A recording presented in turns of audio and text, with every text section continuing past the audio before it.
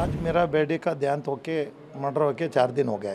प्रशासन जो पुलिस प्रशासन है आज मेरे को लगता है बहुत ढीले से काम कर रही है। अपने सोशल मीडिया में मेरे बेटे के बारे में उन्होंने रात को 1 बजे पोस्ट होता है उसका आईडी से, जबकि वो अरेस्ट है, उसका मोबाइल जब्त है। इस केस को डाइवर्ट करने के लिए रात को 1 बजे इंस्टाग्राम में रील्स भेजते हैं, गलत मैसेज भेजते हैं। तो मैं ये सारी स्टडी करके मैं डे 1 से बोल रहा हूँ मेरे को न्याय दो।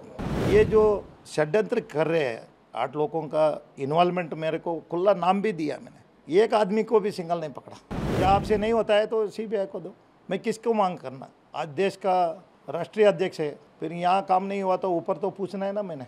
आज अपने बीजेपी के राष्ट्रीय अध्यक्ष श्री नड्डा जी, प्रहलाद जोशी जी, स्थलीय अपने महेश टेंगनकर जी एमएलए जी और अनेक अपने नेता वाले भाजपा नेता वाले अपने को सांत्वना बोलने के लिए अपने घर पे आए थे। ये घटना सुन के उनको बहुत बुरा लगा, उनको दुख हो के अपने को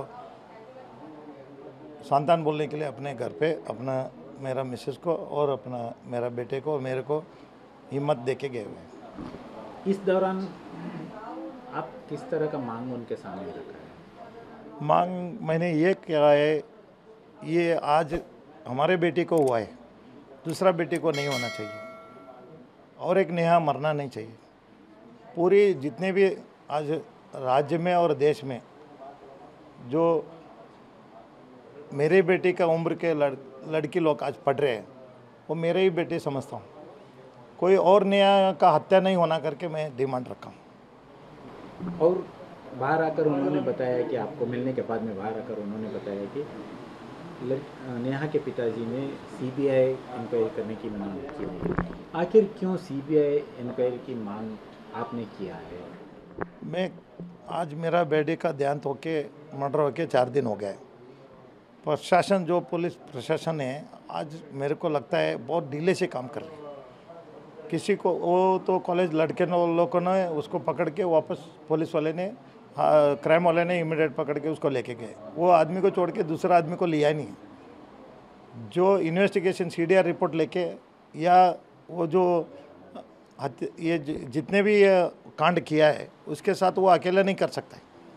वो टाइमिंग फॉलोअप करना, उसको रिपोर्ट देना, ये कॉलेज आई क्या नहीं आई, ऑब्जर्वेशन में रखना, एक आदमी काम नहीं है।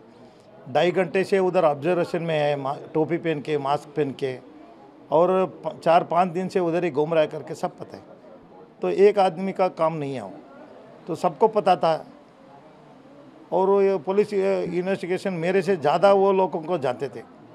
खुद वो आरोपी ही बोला हुआ है, मुर्जिम ही बोल दिया है कि ऐसे ऐसे घटने में मैं ऐसे दिन में उबले आया था और ऐसे घूमता।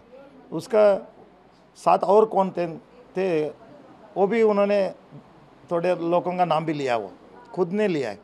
उसके बाद अपने सोशल मीडिया में मेरे बेटे के बारे में उन्होंने रात को 1 बजे पोस्ट होता है उसका आईडी से, जबकि वो अरेस्ट है, उसका मोबाइल जब्त है।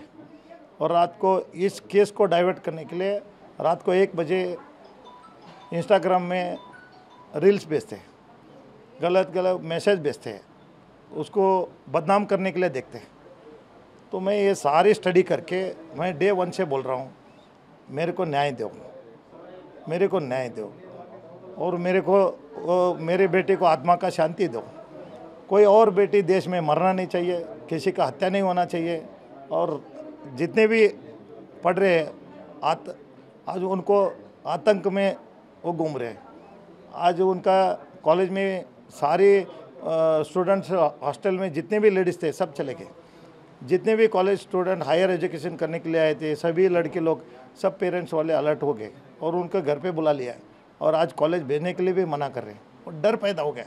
उस डर को दूर करना किसका काम है?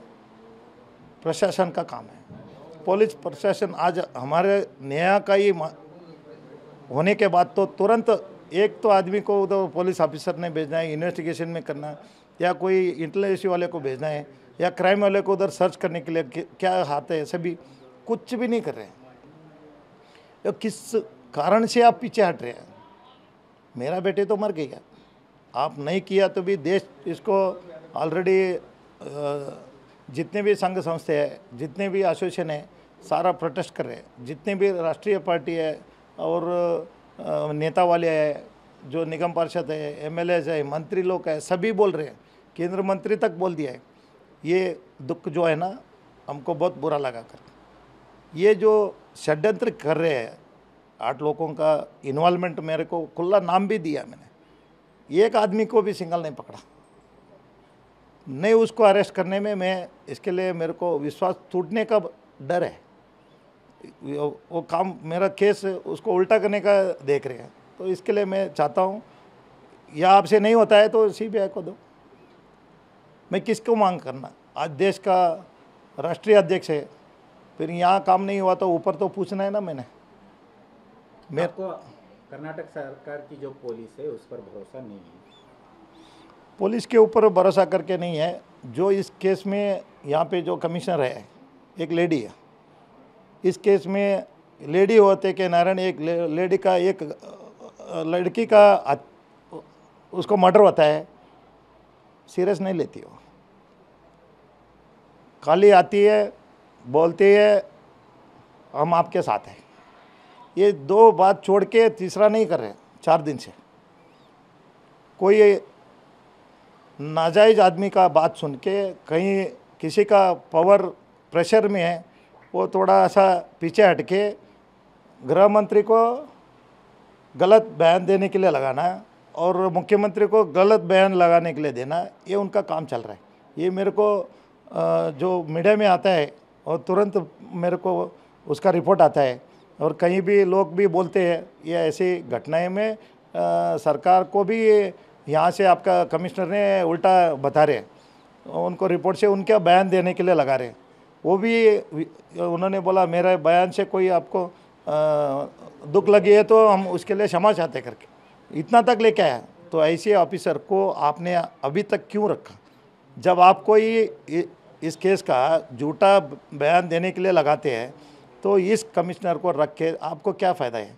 एक लेडी है, एक लेडी को हत्या हुआ है, कोई और नहीं है, उसका बेटी है, उसका बेटी का हत्या हुआ है।